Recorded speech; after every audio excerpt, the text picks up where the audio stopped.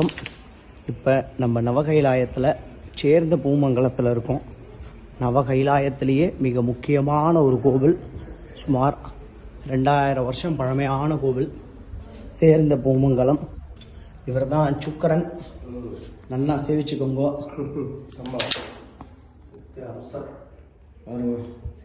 இவர் சேவிச்சா சுக்கரனை உங்களுக்கு சுக்கரன் யோகா அடிக்கும். முக்கியமான கோவில், நல்லா சேவிச்சுக்கோங்க. அமாவாசை அன்னைக்கு வந்திருக்கோம். அப்படியா தயாரி சேவிச்சுக்கோங்க. சௌந்தரிய நாயகி அம்பாள்